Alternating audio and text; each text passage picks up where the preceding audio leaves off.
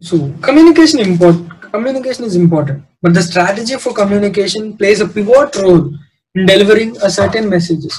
Like the communication strategy or the framework for the communication strategy. In this slide, we can see the different frameworks are the context. Next is the audience and relationships, and again next is the approach for target audience, and also the communication work plan.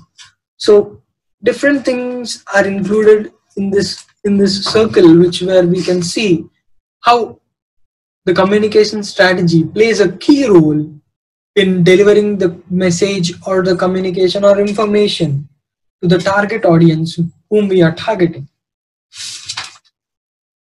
So next goes, what are the different communication modes, especially in the verbal and non-verbal communication? So in verbal communication, if we see, the different modes are conversations, interviews, and also phone calls. And it also differs from intrapersonal, where the communication is with ourselves, within oneself. And the interpersonal communication is one-to-one communication. And the small group communication includes press conferences, board meetings, and also team meetings. And the communication with public, like presentation, public speeches, and also public speeches. So we can term this communication right now as the communication between us. Like it could be a one-to-one communication, and it also can be a it can be a public communication where I'm presenting and you are listening and you are grasping the things from this presentation. And whereas non-verbal communication is, the different modes are the voice.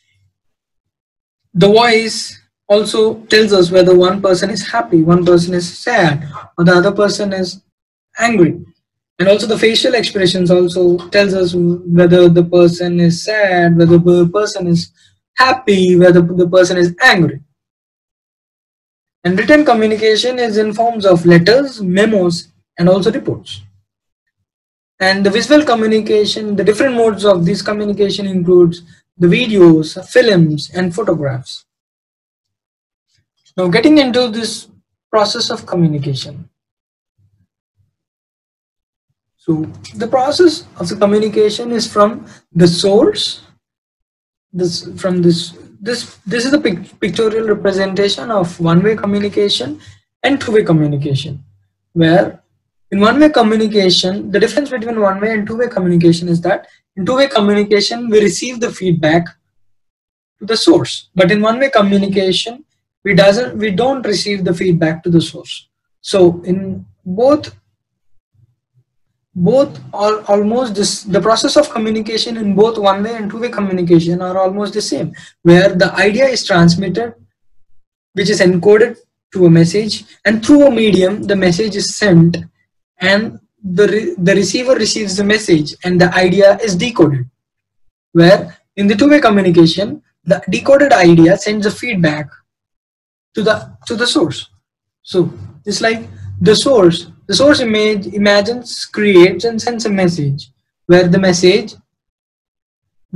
created by the source is the stimulus or meaning produced by the source for the receiver or the audience.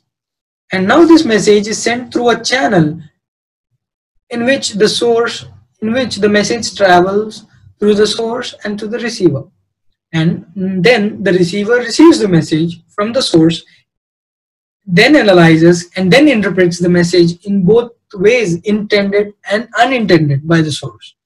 So the source sends the message, but the receiver analyzes and interprets the message in both intended and unintended, which is by the source. And the intended and unintended message received by the receiver is sent back to the source through a feedback. And the environmental also matters, where the atmosphere, the physical and psychological, where messages are sent and received. And also the context also matters in process of communication, where it involves the setting, scene, and expectations of the individuals who are involved. And there are different interferences in this process of communication, which includes noises, disturbances, etc. And also in this modern, in this times, in such times of crisis where we will be having interferences through network issues too. So let's see the principles of effective communication. So it is important not only with people inside the organization, but with people from outside as well. So the communication should be effective both in the organization and also with different stakeholders outside the organization. So mainly effective communication depends in three things. One is understandable messages, the second is credibility of the sender, and the third, how the message affects the receiver. So these things are the main important drivers in effective communication. So the message being received by the receiver intact and interpreted by the receiver to have the same meaning as when transmitted. So we can say that the communication is effective when the intended message from the source is as same as the intended message received by the receiver. Now, getting to what are the barriers to this effective communication. So the different barriers to this effective communication may include language. So language is important when we communicate with one vernacular people with the other vernacular based people. And also the time of communication also matters. And the noise, the interference such as noise, also the distractions also acts as a barriers to effective communication. And also too many questions also acts as a barrier. And the distance between the source and the receiver acts as a barrier.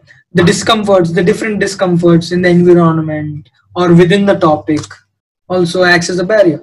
And the disability like visual impairment, hearing impairment also acts as barriers.